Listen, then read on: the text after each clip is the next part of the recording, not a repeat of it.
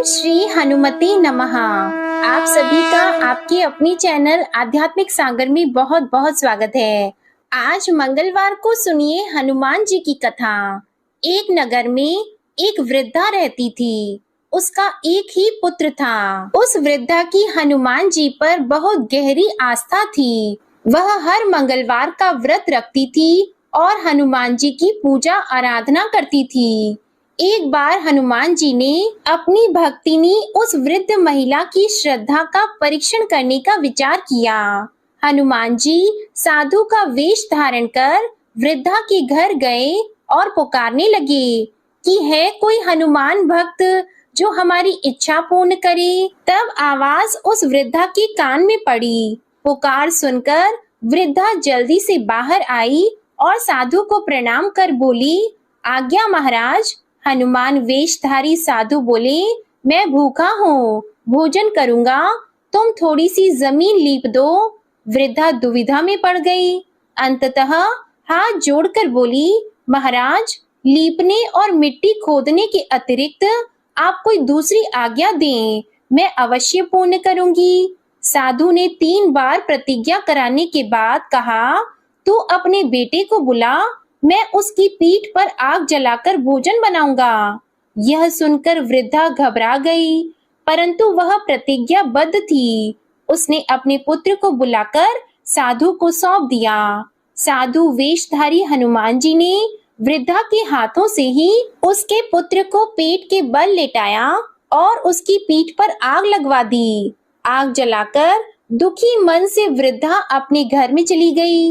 इधर भोजन बनाकर साधु ने वृद्धा को बुलाकर कहा कि उनका भोजन बन गया है, तुम अपने पुत्र को पुकारो ताकि वह भी आकर भोग लगा ले।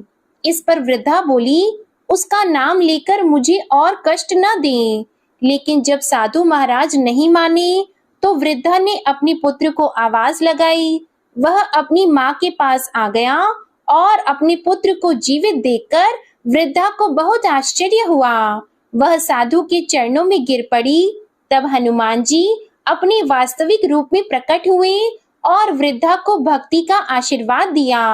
तो प्रेम से बोले, शंकर भगवान की जय हो, बजरंग बली की जय हो। आइए सुनते हैं मंगलवार व्रत की पौराणिक कथा। एक बार नैमिषारण्य तीर्थ में 80,000 मुनि एकत्र होकर पुराणों के ज्ञाता श्री सूत जी से पूछने लगे, हे महामुने, आपने हमें अनेक पुराणों की कथा सुनाई है। अब कृपा करके हमें ऐसा व्रत और कथा बताएं जिसके करने से संतान की प्राप्ति हो तथा मनुष्यों को रोग, शोक, अग्नि, सर्व दुख आदि का भय दूर हो, क्योंकि कलयुग में सभी जीवों की आयु बहुत कम है। फिर इस पर उन्हें रोग, चिंता के कष्ट लगे रहेंगे तो फिर वह श्री हरि चरणों में अपना ध्यान कैसे लगा सकेंगे। श्री सूत जी बोले, हे मुनियों, आपने लोक कल्याण के लिए बहुत ही उत्तम बात पूछी है। एक बार युधिष्ठिर ने भगवान श्री कृष्ण से लोक कल्याण के लिए यही प्रश्न किया था। भगवान श्री कृष्ण और युधिष्ठिर का संवाद तुम्हारे सामने कहता हूँ, ध्यान पूर्वक सुनो। एक समय पांडवों की सभा में श्री कृष्ण जी बैठे हुए थे। तब युधिष्ठिर ने भगवान श्री कृष्ण से प्रश्न किया, हे प्रभु, नंद नंद, गोविंद, आपने मेरे लिए अनेकों कथाएं सुनाई हैं। आज आप कृपा करके ऐसा व्रत या कथा सुनाएं जिसके करने से मनुष्य को रोग, चिंता का भय समाप्त हो और उसको पुत्र की प्राप्ति हो। हे प्रभु, बिना पुत्र जीवन व्यर्थ है। पुत्र के बिना मनुष्य नरकगामी होता है। पुत्र के बिना मनुष्य पितृ ऋण से छुटकारा नहीं पा सकता और न ही उसका पुन्नग नामक नरक से उद्धार हो सकता है। अतः पुत्रदायक व्रत बताएं। श्री कृष्ण भगवान बोले, हे राजन, मैं एक प्राचीन इतिहास सुनाता हूँ, आप उसे ध्यान पूर्वक सुनो। कुंडलपुर नामक एक नगर था। उसमें नंदा नामक एक ब्राह्मण रहता था। भगवान की कृपा से उसके पास सब कुछ था, फिर भी वह दुखी था। इसका कारण यह था कि ब्राह्मण की स्त्री सुनंदा की कोई संतान नहीं थी। सुनंदा पतिव्रता थी, भक्ति पूर्वक श्री हनुमान जी की आराधना करती थी। मंगलवार के दिन व्रत करके अंत में भोजन बनाकर हनुमान जी की आराधना करती थी। मंगलवार के दिन व्रत करके अंत में भोजन बनाकर हनुमान जी को भोग लगाने के बाद स्वयं भोजन करती थी। एक बार मंगलवार के दिन ब्राह्मणी गृह कार्य की अधिकता के कारण हनुमान जी को भोग नहीं लगा सकी, तो इस पर उसे बहुत ही दुख हुआ। उसने कुछ भी नहीं खाया और अपने मन में प्रण किया कि अब तो अगले मंगलवार को ही हनुमान जी को भोग लगाकर अन्न और जल ग्रहण करूंगी। ब्राह्मणी सुनंदा प्रतिदिन भोजन बनाती, श्रद्धा पूर्वक पति को खिलाती, परंतु स्वयं भोजन नहीं करती और मन ही मन श्री हनुमान जी की आराधना करती थी। इसी प्रकार 6 दिन गुजर गए और ब्राह्मणी सुनंदा अपने निश्चय के अनुसार भूखी प्यासी निराहार रही। अगले मंगलवार को ब्राह्मणी सुनंदा प्रातः काल ही बेहोश होकर गिर पड़ी। ब्राह्मणी सुनंदा की इस असीम भक्ति के प्रभाव से श्री हनुमान जी बहुत प्रसन्न हुए और प्रकट होकर बोले, सुनंदा, मैं तेरी भक्ति से बहुत प्रसन्न हूँ, तू उठ और वर मांग। सुनंदा अपने आराध्य देव श्री हनुमान जी को देखकर आनंद की अधिकता से विह्वल होकर श्री हनुमान जी के चरणों में गिरकर बोली, हे प्रभु, मेरी कोई संतान नहीं है, कृपा करके पुत्र और कन्या प्रदान करें, आपकी अति कृपा होगी। श्री महावीर जी बोले, तेरी इच्छा पूर्ण होगी, तेरे एक कन्या पैदा होगी, उसके अष्टांग प्रतिदिन सोना दिया करेंगे। इस प्रकार कहकर श्री महावीर जी अंतर्ध्यान हो गए। ब्राह्मणी सुनंदा बहुत हर्षित हुई और समाचार अपने पति से कहा। ब्राह्मण देव कन्या का वरदान सुनकर कुछ दुखी हुए, परंतु सोना मिलने की बात सुनी तो बहुत प्रसन्न हुए। उन्होंने विचार किया कि ऐसी कन्या के साथ मेरी निर्धनता भी समाप्त हो जाएगी। श्री हनुमान जी की कृपा से वह ब्राह्मणी गर्भवती हुई और 10वें महीने में उसे बहुत ही सुंदर पुत्री प्राप्त हुई। यह बच्ची अपने पिता के घर में ठीक उसी तरह से बढ़ने लगी जिस प्रकार शुक्ल पक्ष का चंद्रमा बढ़ता है। 10वें दिन ब्राह्मण ने उस बालिका का नामकरण संस्कार कराया। उसके कुल पुरोहित ने उस बालिका का नाम रत्नावली रखा, क्योंकि यह कन्या सोना प्रदान किया करती थी। इस कन्या ने पूर्व जन्म में बड़े ही विधान से मंगल देव का व्रत किया था। रत्नावली का अष्टांग बहुत सा सोना देता था। उस सोने से नंदा ब्राह्मण बहुत ही धनवान हो गया। अब ब्राह्मणी सुनंदा भी बहुत अभिमान करने लगी थी। समय बीतता रहा। अब रत्नावली 10 वर्ष की हो चुकी थी। एक दिन जब नंदा ब्राह्मण प्रसन्न चित्त था, तब सुनंदा ने अपने पति से कहा, मेरी पुत्री रत्नावली विवाह के योग्य हो गई है, इसलिए आप कोई सुंदर और योग्य वर देखकर विवाह कर दें। यह सुनकर ब्राह्मण बोला, अभी तो रत्नावली बहुत छोटी है।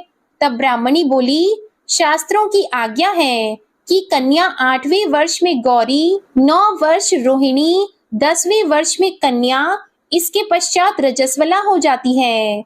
गौरी के दान से पाताल लोक की प्राप्ति होती है, रोहिणी के दान से बैकुंठ लोक की प्राप्ति होती है, कन्या के दान से इंद्र लोक में सुखों की प्राप्ति होती है। अगर हे पतिदेव रजस्वला का दान किया जाता है तो घोर नरक की प्राप्ति होती है। इस पर ब्राह्मण बोला, अभी तो रत्नावली मात्र 10 ही वर्ष की है और मैंने तो 16-16 साल की कन्याओं के विवाह कराए हैं, अभी जल्दी ही क्या है। तब ब्राह्मणी सुनंदा बोली, आपको तो लोभ अधिक हो गया है लगता है। अगर 11वें वर्ष में विवाह नहीं होता है तो उसमें मासिक धर्म के रक्त का पिता और बड़े भाई को पान करना पड़ता है।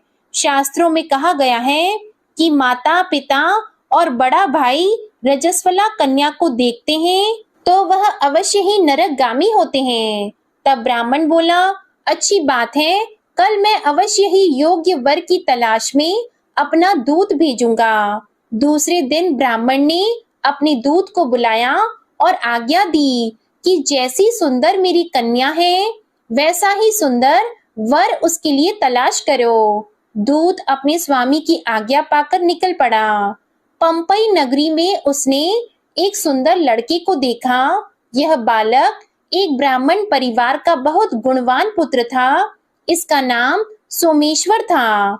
दूत ने इस सुंदर और गुणवान ब्राह्मण पुत्र के बारे में अपने स्वामी को पूर्ण विवरण दिया। ब्राह्मण नंदा को भी सोमेश्वर अच्छा लगा और फिर एक शुभ मुहूर्त में विधि पूर्वक कन्यादान करके ब्राह्मण संतुष्ट हुए। परंतु ब्राह्मण के मन में तो लोभ समाया हुआ था। उसने कन्यादान तो कर दिया था, पर वह बहुत ही खिन्न था। उसने विचार किया कि रत्नावली तो अब चली जाएगी और मुझे इससे जो सोना मिलता था वह अब मिलेगा नहीं। मेरे पास जो धन था कुछ तो इसके विवाह में खर्च हो गया और जो शेष बचा है वह भी कुछ दिनों के बाद समाप्त हो जाएगा। मैंने तो इसका विवाह करके बहुत बड़ी भूल कर दी है। अब कोई ऐसा उपाय हो कि रत्नावली मेरे घर में ही बनी रहे, अपनी ससुराल न जाए। लोभ रूपी राक्षस ब्राह्मण के मस्तिष्क पर छाता जा रहा था। रात भर अपनी शैया पर बेचैनी से करवटें बदलते बदलते उसने एक बहुत ही क्रूर निर्णय लिया। उसने विचार किया कि जब रत्नावली को उसका पति सोमेश्वर अपने घर के लिए जाएगा तो वह मार्ग में छिपकर सोमेश्वर का वध कर देगा और अपनी लड़की को अपने घर ले आएगा, जिससे नियमित रूप से उसे सोना भी मिलता रहेगा और समाज का कोई मनुष्य उसे दोष भी नहीं दे सकेगा। जब अगले दिन सुबह हुई तो नंदा और सुनंदा ने अपने जमाई तथा लड़की को बहुत सारा धन देकर विदा किया। सोमेश्वर अपनी पत्नी रत्नावली को लेकर ससुराल से अपने घर की तरफ चल दिया। ब्राह्मण नंदा महालोभ के वशीभूत होकर अपनी मति खो चुका था। पाप पुण्य का उसे विचार नहीं रहा था। अपने भयानक और क्रूर निर्णय को कार्य रूप देने के लिए उसने अपने दूत को मार्ग में अपनी जमाई का वध कराने के लिए भेज दिया था, ताकि रत्नावली से प्राप्त होने वाला सोना उसे हमेशा मिलता रहे और वो कभी निर्धन न हो। ब्राह्मण के दूत ने अपने स्वामी की आज्ञा का पालन करते हुए उसके जमाई सोमेश्वर का मार्ग में ही वध कर दिया। समाचार प्राप्त कर ब्राह्मण नंदा मार्ग में पहुंचा और रोती हुई अपनी पुत्री रत्नावली से बोला, हे पुत्री, मार्ग में लुटेरों ने पति का वध कर दिया है। भगवान की इच्छा के आगे किसी का वश नहीं चलता है। अब तू घर चल, वहां पर ही रहकर शेष जीवन व्यतीत करना। जो भाग्य में लिखा है वही होगा। अपने पति की अकाल मृत्यु से रत्नावली बहुत दुखी हुई। करुण क्रंदन और रुदन करती हुई अपने पिता से बोली, हे पिताजी, इस संसार में जिस स्त्री का पति नहीं है उसका जीना व्यर्थ है। मैं अपने पति के साथ ही अपने शरीर को जला दूंगी और सती होकर अपने इस जन्म को, माता पिता के नाम को तथा सास ससुर के यश को सार्थक करूंगी। ब्राह्मण नंदा अपनी पुत्री रत्नावली के वचनों को सुनकर बहुत दुखी हुआ। विचार करने लगा कि मैंने व्यर्थ ही जमाई वध का पाप अपने सिर लिया है। रत्नावली तो उसके पीछे अपने प्राण तक देने को तैयार है। मेरा तो दोनों तरफ से मरण हो गया। धन तो अब मिलेगा नहीं। जमाई वध के पाप के फलस्वरूप यम यातना भुगतनी पड़ेगी। यह सोचकर वह बहुत ही दुखी हुआ। सोमेश्वर की चिता बनाई गई। रत्नावली सती होने की इच्छा से अपने पति का सिर अपनी गोद में रखकर चिता में बैठ गई। जैसे ही सोमेश्वर की चिता को अग्नि लगाई गई, वैसे ही प्रसन्न होकर मंगल देव वहां प्रकट हुए और बोले, हे रत्नावली, मैं तेरी पति भक्ति से बहुत प्रसन्न हूँ, तू वर मांग। तब रत्नावली ने अपने पति का जीवन दान मांगा। मंगल देव बोले, रत्नावली, तेरा पति अजर अमर है, यह महाविद्वान भी होगा और इसके अलावा तेरी जो इच्छा हो वह वर मांग। तब रत्नावली बोली, हे ग्रहों के स्वामी, यदि आप मुझ पर प्रसन्न हैं तो मुझे यह वरदान दीजिए कि जो भी मनुष्य मंगलवार के दिन प्रातः काल लाल पुष्प, लाल चंदन से पूजा करके आपका स्मरण करेगा, उसको रोग व्याधि नहीं होगी, स्वजनों से कभी वियोग नहीं होगा, सर्प, अग्नि तथा शत्रुओं का भय नहीं रहेगा, और जो स्त्री मंगलवार का व्रत करेगी वह कभी विधवा नहीं होगी। मंगल देव ने तथास्तु कहकर अंतर ध्यान हो गए। सोमेश्वर मंगल देव की कृपा से जीवित हो उठा। रत्नावली अपने पति को पुनः प्राप्त कर बहुत प्रसन्न हुई और मंगल देव का व्रत प्रत्येक मंगलवार को करके व्रतराज और मंगल देव की कृपा से इस लोक में सुख ऐश्वर्य को भोगते हुए अंत में अपने पति के साथ स्वर्ग लोक को गई। प्रेम से बोलिए जय श्री हनुमान। आइए अब सुनते हैं श्री राम नाम की महिमा। लंकापति रावण के वध के बाद जब अयोध्यापति प्रभु श्री राम की कीर्ति दूर दूर तक फैल रही थी और वह मर्यादा पुरुषोत्तम कहलाने लगे थे, तब एक दिन महादेव शिव की इच्छा भी मर्यादा पुरुषोत्तम श्री राम से मिलने की हुई। पार्वती जी को संग लेकर महादेव जी कैलाश पर्वत से उतरकर अयोध्या नगरी के रास्ते पर चल पड़े। भगवान शिव और माँ पार्वती को अयोध्या आया देखकर राम जी बहुत खुश हुए। माता जानकी ने उनका उचित आदर सत्कार किया और स्वयं भोजन बनाने के लिए रसोई में चली गई। इस बीच भगवान शिव ने श्री राम जी से पूछा, आपके सेवक हनुमान जी दिखाई नहीं दे रहे हैं। तब श्री राम बोले, वे बगीचे में हैं। शिव जी ने श्री राम जी से बगीचे में जाने की अनुमति मांगी और पार्वती जी का हाथ थामकर बगीचे में आ गए। बगीचे की खूबसूरती देखकर उनका मन मोहित हो गया। आम के एक घने वृक्ष के नीचे हनुमान जी दीन दुनिया से बेखबर गहरी नींद में सोए हुए थे और एक लय में खर्राटों से राम नाम की ध्वनि उठ रही थी। चकित होकर शिवजी और माता पार्वती एक दूसरे की ओर देखने लगे। माता पार्वती मुस्कुरा उठी और वृक्ष की डालियों की ओर इशारा किया। राम नाम सुनकर पेड़ की डालियां भी झूमने लगी थी और इनके बीच से भी राम नाम उच्चारित हो रहा था। शिवजी इस राम नाम की धुन में मस्त मगन होकर खुद भी राम राम कहकर नाचने लगे। माता पार्वती जी ने भी अपने पति का अनुसरण किया और अपने कोमल पैर थिरकाने लगी। शिवजी और माता पार्वती जी के नृत्य से ऐसी झनकार उठी कि स्वर्ग लोक के देवता गण भी आकर्षित होकर बगीचे में आ गए और राम नाम की धुन में सभी मस्त हो गए। माता जानकी भोजन तैयार करके प्रतीक्षा कर रही थी, परंतु संध्या घिरने पर भी अतिथि नहीं पधारे। तब अपने देवर लक्ष्मण जी को बगीचे में भेजा। लक्ष्मण जी तो स्वयं को श्री राम का सेवक ही मानते थे, इसलिए बगीचे में आकर जब उन्होंने धरती पर स्वर्ग का नजारा देखा तो स्वयं भी राम नाम की धुन में झूम उठे। महल में माता जानकी जी परेशान हो रही थी कि अभी तक भोजन ग्रहण करने कोई भी क्यों नहीं आया। उन्होंने श्री राम जी से कहा, भोजन ठंडा हो रहा है, चलिए हम ही जाकर बगीचे में से सभी को ले आएं। तब जब राम जी बगीचे में गए तो वहां राम नाम की धूम मची हुई थी।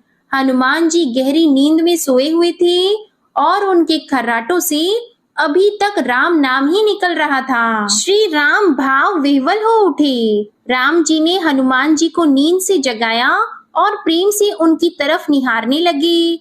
हनुमान जी प्रभु को आया देखकर शीघ्रता से उठकर खड़े हो गए। नृत्य की सभा भंग हो गई। शिव जी खुले कंठ से हनुमान जी की राम भक्ति की सराहना करने लगे। हनुमान जी सकुचाए लेकिन मन ही मन खुश हो रहे थे। श्री सिया राम ने भोजन करने का आग्रह भगवान शिव जी से किया। सभी लोग महल में भोजन करने के लिए चल पड़े। माता जानकी जी भोजन परोसने लगी। हनुमान जी को भी श्री राम जी ने पंक्ति में बैठने का आदेश दिया। हनुमान जी बैठ तो गए, परंतु आदत ऐसी थी कि राम जी के भोजन परोसने के उपरांत ही सभी लोग भोजन करते थे। आज श्री राम के आदेश से पहले भोजन करना पड़ रहा था। माता जानकी हनुमान जी को भोजन परोसती जा रही थी, परंतु हनुमान जी का पेट ही नहीं भर रहा था। सीता जी कुछ समय तक तो उन्हें भोजन परोसती रही, फिर समझ गई कि इस तरह से तो हनुमान जी का पेट नहीं भरेगा। उन्होंने तुलसी के एक पत्ते पर राम नाम लिखा और भोजन के साथ हनुमान जी को परोस दिया। तुलसी पत्र खाते ही हनुमान जी को संतुष्टि मिली और वह भोजन खाकर उठकर खड़े हो गए। भगवान शिव शंकर ने प्रसन्न होकर हनुमान जी को आशीर्वाद दिया कि आपकी राम भक्ति युगों युगों तक याद की जाएगी और आप संकट मोचन के नाम से जाने जाएंगे। आइए अब सुनते हैं राम नाम की महिमा की दूसरी कहानी। महादेव जी को एक बार बिना कारण के किसी को प्रणाम करते देखकर पार्वती जी ने पूछा, आप किसको प्रणाम करते रहते हैं? तब शिव जी ने अपनी धर्म पत्नी पार्वती जी से कहा कि हे देवी, जो व्यक्ति एक बार राम कहता है उसे मैं 3 बार प्रणाम करता हूँ। पार्वती जी ने एक बार शिव जी से पूछा, आप शमशान में क्यों जाते हैं और ये चिता की भस्म शरीर पर क्यों लगाते हैं? उसी समय शिव जी पार्वती जी को शमशान ले गए। वहां एक शव अंतिम संस्कार के लिए लाया गया। लोग राम नाम सत्य है कहते हुए शव को ला रहे थे। शिव जी ने कहा कि देखो पार्वती, इस शमशान की ओर जब लोग आते हैं तो राम नाम का स्मरण करते हुए आते हैं और इस शव के निमित्त से कई लोगों के मुख से मेरा अति प्रिय दिव्य राम नाम निकलता है। उसी को सुनने मैं शमशान में आता हूँ और इतने लोगों के मुख से राम नाम का जप करवाने में निमित्त बनने वाले इस शव का मैं सम्मान करता हूँ, प्रणाम करता हूँ और अग्नि में जलने के बाद उसकी भस्म को अपने शरीर पर लगा लेता हूँ। राम नाम बुलवाने वाले के प्रति मुझे इतना प्रेम है। एक बार शिव जी कैलाश पर पहुंचे और पार्वती जी से भोजन मांगा। तब पार्वती जी विष्णु सहस्त्र नाम का पाठ कर रही थी। पार्वती जी ने कहा, अभी पाठ पूरा नहीं हुआ है, कृपया थोड़ी देर प्रतीक्षा कीजिए। तब शिव जी ने कहा कि इसमें तो समय और श्रम दोनों लगेंगे। संत लोग जिस तरह से सहस्त्र नाम को छोटा कर लेते हैं और नित्य जपते हैं, वैसा उपाय कर लो। तो पार्वती जी ने पूछा कि वो उपाय कैसे करते हैं, मैं सुनना चाहती हूँ। तो शिव जी ने बताया, केवल एक बार राम कह लो, तुम्हें सहस्त्र नाम भगवान के 1000 नाम लेने का फल मिल जाएगा। एक राम नाम 1000 दिव्य नामों के समान है। तब पार्वती जी ने वैसा ही किया। भगवान बोले, श्री राम राम रामेति रमे रामे मनोरमे सहस्त्र नाम तततुल्यम राम नाम वरानने। यह राम नाम सभी आपदाओं को हरने वाला, सभी संपदाओं को देने वाला दाता है, सारे संसार को विश्राम या शांति प्रदान करने वाला है। इसलिए मैं इसे बार बार प्रणाम करता हूँ। भव सागर की सभी समस्याओं और दुखों के बीजों को भूंज के रख देने वाला, समूल नष्ट कर देने वाला, सुख संपत्तियों को अर्जित करने वाला, यमदूतों को खदेड़ने वाला केवल राम नाम का जप है। इसलिए प्रयास पूर्वक स्वयं भी राम नाम जपते रहना चाहिए और दूसरों को भी प्रेरित करके राम नाम जपना चाहिए। इससे अपना और दूसरों का तुरंत कल्याण हो जाता है। यही सबसे सुलभ और अचूक उपाय है। इसलिए हमारे देश में प्रणाम राम राम कहकर किया जाता है। आइए अब सुनते हैं बिल्व वृक्ष की महिमा। एक बार नारद जी ने भोलेनाथ जी की स्तुति करके पूछा कि प्रभु, आपको प्रसन्न करने के लिए सबसे उत्तम और सुलभ साधन क्या है? हे त्रिलोकीनाथ, आप तो निर्विकार और निष्काम हैं। आप सहज ही प्रसन्न हो जाते हैं। फिर भी मेरे जानने की इच्छा है कि आपको क्या प्रिय है, तब शिव जी बोले, नारद जी, वैसे तो मुझे भक्त के भाव सबसे प्रिय हैं, फिर भी आपने पूछा है तो मैं बताता हूँ। मुझे जल के साथ साथ बिल्व पत्र बहुत प्रिय हैं। जो अखंड बिल्व पत्र मुझे श्रद्धा से अर्पित करते हैं, मैं उन्हें अपने लोक में स्थान देता हूँ।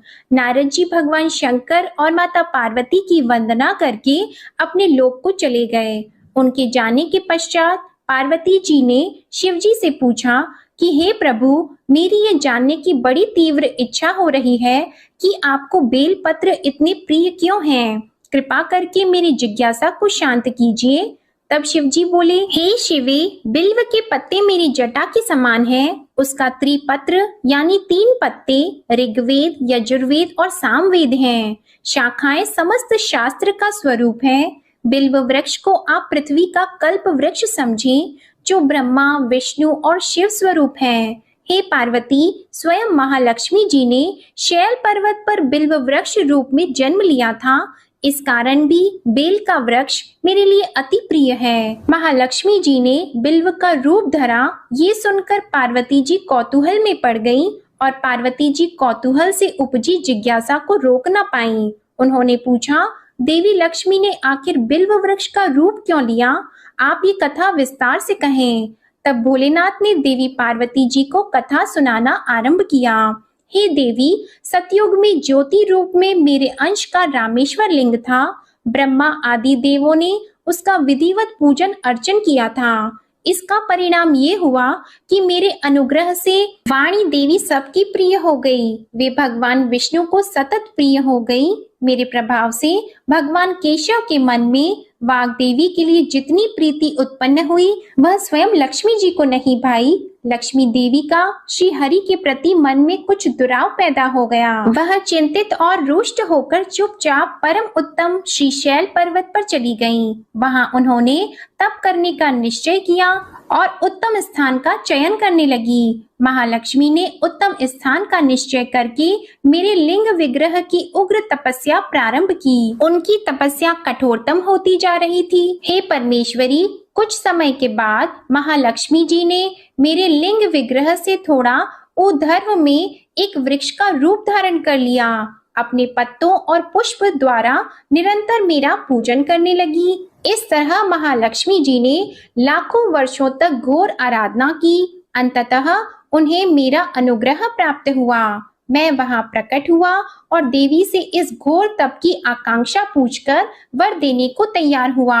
महालक्ष्मी जी ने मांगा कि श्री हरि के हृदय में मेरे भाव से वाग देवी के लिए जो स्नेह हुआ है वह समाप्त हो जाए। तब शिव जी बोले, मैंने महालक्ष्मी जी को समझाया, श्री हरि के हृदय में आपके अतिरिक्त किसी और के लिए कोई प्रेम नहीं है।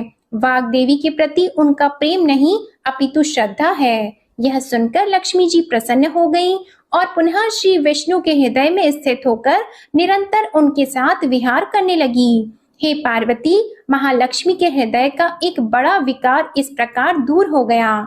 इस कारण हरिप्रिया उसी वृक्ष रूप में सर्वदा अतिशय भक्ति से भरकर यत्न पूर्वक मेरी पूजा करने लगी।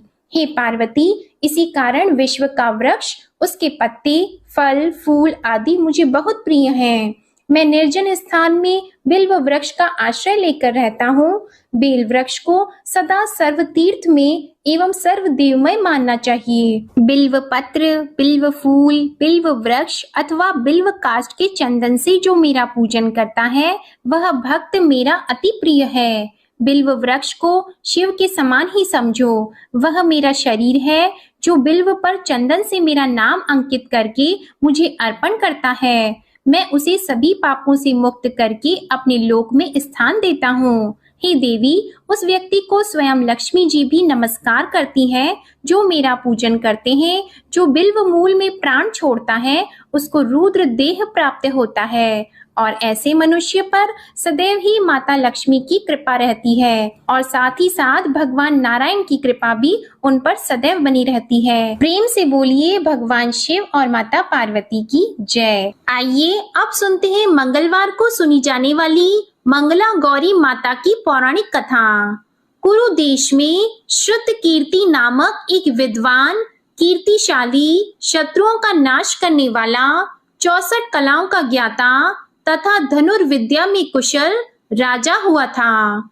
पुत्र के अलावा अन्य सभी शुभ चीजें उस राजा के पास थी, इसलिए वह राजा संतान के विषय में अत्यंत चिंतित हुआ और जब ध्यान पूर्वक देवी की आराधना करने लगा, तब उसकी कठोर तपस्या से देवी प्रसन्न हो गई और उससे यह वचन बोली कि हे सुव्रत, वर मांगो। तब श्रुतकीर्ति बोला, हे देवी, यदि आप मुझ पर प्रसन्न हो तो मुझे सुंदर पुत्र दीजिए। हे देवी, आपकी कृपा से अन्य किसी भी वस्तु का अभाव नहीं है।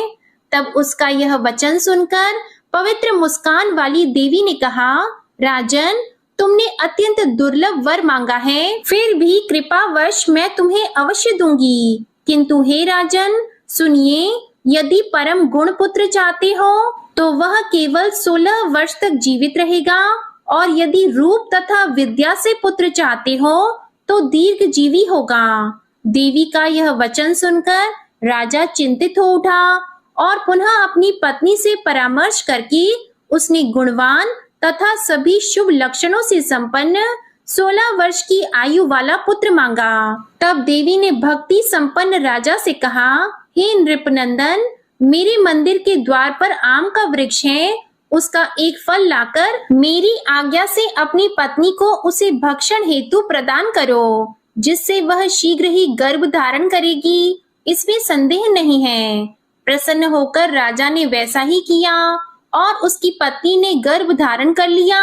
10वें महीने में उसने देवतुल्य सुंदर पुत्र को जन्म दिया। तब हर्ष तथा शोक से युक्त राजा ने बालक का जात कर्म आदि संस्कार किया और शिव का स्मरण करते हुए उसका नाम चिरायु रखा। इसके बाद पुत्र के 16 वर्ष के होने पर पत्नी सहित राजा चिंता में पड़ गए और वे विचार करने लगे कि यह पुत्र बड़े कष्ट से प्राप्त हुआ है और मैं इसकी दुखद मृत्यु अपने ही सामने कैसे देख सकूंगा। ऐसा विचार करके राजा ने पुत्र को उसके मामा के साथ काशी भेज दिया। प्रस्थान के समय राजा की पत्नी ने अपने भाई से कहा कि आप मेरे पुत्र को काशी ले जाइए। मैंने भगवान मृत्युंजय से पूर्व में पुत्र के लिए प्रार्थना की थी और कहा था कि हे विश्वेश, आप जगतपति की यात्रा के लिए मैं उस पुत्र को अवश्य भेजूंगी। अतः आप मेरे पुत्र को आज ही ले जाइए और सावधानी पूर्वक इसकी रक्षा कीजिएगा। अपनी बहन की यह बात सुनकर भांजे के साथ वह चल पड़ा। कई दिनों तक चलते चलते वह आनंद नामक नगर में पहुंचा। वहां सभी प्रकार की समृद्धियों से संपन्न वीरसेन नाम वाला राजा रहता था। उस राजा की एक सर्व लक्षण संपन्न युवावस्था प्राप्त मनोहर और रूप लावण्यमयी मंगला गौरी नामक कन्या थी। उत्तम सौंदर्य अभिवृद्धि को प्राप्त वह कन्या किसी समय सखियों के साथ नगर के उपवन में क्रीड़ा करने के लिए गई हुई थी। उसी समय वह चिरायु तथा उसका मामा वे दोनों भी वहां पहुंच गए और उन कन्याओं को देखने की लालसा से वहीं विश्राम करने लगे। इसी बीच विनोद पूर्वक क्रीड़ा करती हुई उन कन्याओं में से किसी एक ने कुपित होकर राजकुमारी को राणा यह कुवचन कह दिया। तब उस अशुभ वचन को सुनकर राजकुमारी ने कहा कि तुम अनुचित बातें क्यों बोल रही हो? मेरे कुल में तो इस प्रकार की कोई नहीं है। मंगला गौरी की कृपा से तथा उनके व्रत के प्रभाव से विवाह के समय जिसके सर पर मेरे हाथ से अक्षत पड़ेंगे, हे सखी, वह यदि अल्प आयु वाला भी होगा तो भी चिरंजीवी हो जाएगा। इसके बाद वे सभी कन्याएं अपने अपने घर चली गईं। उसी दिन राजकुमारी का विवाह था। बालिक देश के दृढ़धर्मा नामक राजा के सुकेत नाम वाले पुत्र के साथ उसका विवाह निश्चित किया गया था। वह सुकेत विद्याहीन, कुरूप तथा बहरा था। तब सुकेत के साथ आए हुए उन लोगों ने विचार किया कि इस समय कोई दूसरा श्रेष्ठ वर ले जाना चाहिए और विवाह संपन्न हो जाने के बाद वहां सुकेत पहुंच जाए। तो उन लोगों ने चिरायु के मामा के पास जाकर याचना की कि आप इस बालक को हमें दे दीजिए, जिससे हमारा कार्य सिद्ध हो जाए। इस पृथ्वी पर परोपकार के समान दूसरा कोई धर्म नहीं है। तब उनकी बात सुनकर चिरायु का मामा मन ही मन बहुत प्रसन्न हुआ, क्योंकि इसने उपवन में पहले ही कन्या मंगला गौरी की बात सुन ली थी। फिर भी उसने एक बार कहा कि आप लोग इसे किस लिए मांग रहे हैं? कार्य की सिद्धि हेतु वस्त्र, अलंकार आदि मांगे जाते हैं, वर तो कहीं भी नहीं मांगा जाता। तथापि आप लोगों का सम्मान रखने के लिए मैं इसे दे रहा हूँ। इसके बाद चिरायु को वहां ले जाकर उन लोगों ने विवाह संपन्न कराया। सप्तपदी आदि के हो जाने पर रात्रि में शिव पार्वती की प्रतिमा के समक्ष उस चिरायु ने हर्ष युक्त होकर मंगला गौरी के साथ शयन किया। उसी दिन चिरायु के 16 वर्ष पूर्ण हो चुके थे और अर्धरात्रि में साक्षात काल सर्प रूप में वहां आ गया।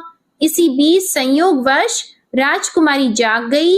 उसने उस महासर्प को वहां देखा और वह भय से व्याकुल होकर कांपने लगी।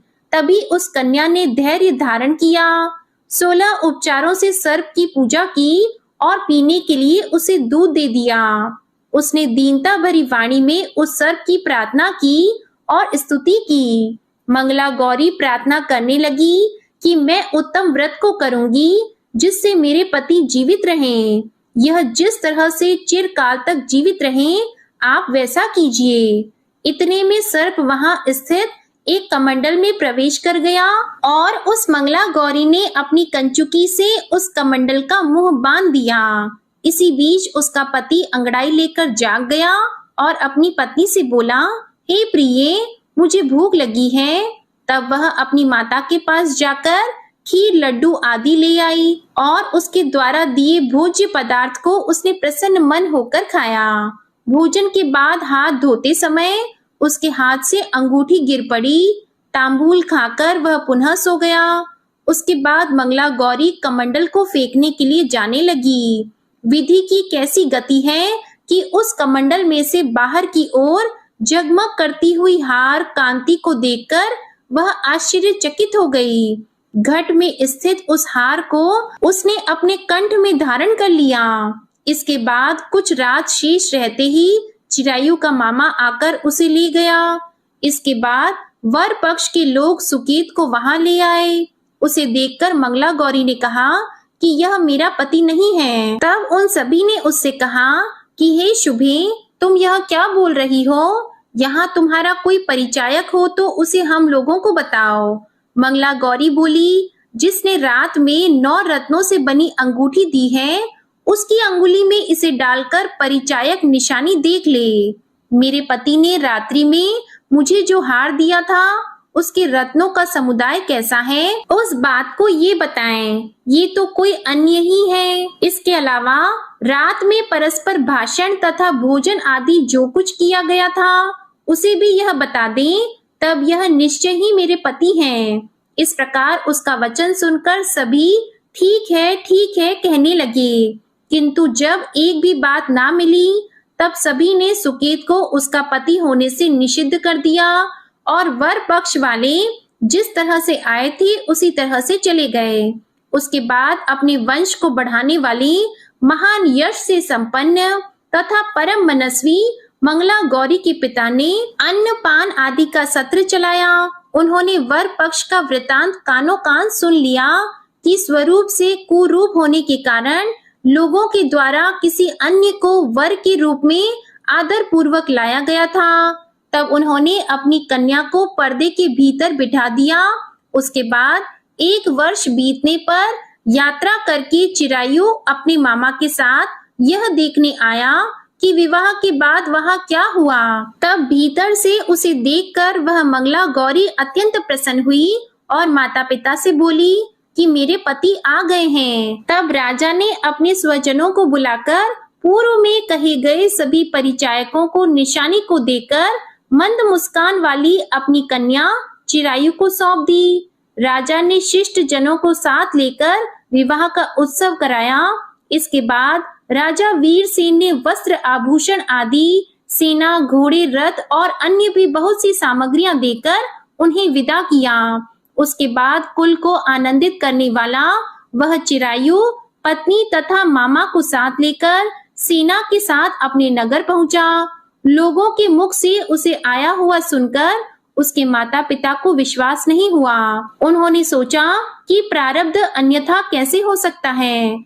इतने में वह अपने माता पिता के पास आ गया और स्नेह से परिपूर्ण वह चिरायु भक्ति पूर्वक उनके चरणों में गिर पड़ा। तब अपने पुत्र का मस्तक सूंघकर उन दोनों ने परम आनंद प्राप्त किया। पुत्र वधू मंगला गौरी ने भी सास ससुर को प्रणाम किया। तब सास उसे अपनी गोद में बिठाकर सारा वृतांत शीघ्रता पूर्वक पूछने लगी। हे महामुनि, तब पुत्र वधू ने भी मंगला गौरी के उत्तम व्रत महात्म्य तथा जो कुछ घटित हुआ था वह सब वृतांत बताया। जो कोई भी इसका श्रवण करता है या जो इसे कहता है उसके सभी मनोरथ पूर्ण हो जाते हैं, इसमें संदेह नहीं है। प्रेम से बोलिए मंगला गौरी माता की जय हो। आपको ये मंगलवार व्रत कथा अच्छी लगी हो तो वीडियो को लाइक करिएगा, शेयर करिएगा और चैनल को भी सब्सक्राइब करिएगा। इसी के साथ आज आप हमारे चैनल पर फाल्गुन मास महात्म्य की कथा को भी जरूर सुनिएगा। जय श्री राम, जय हनुमान।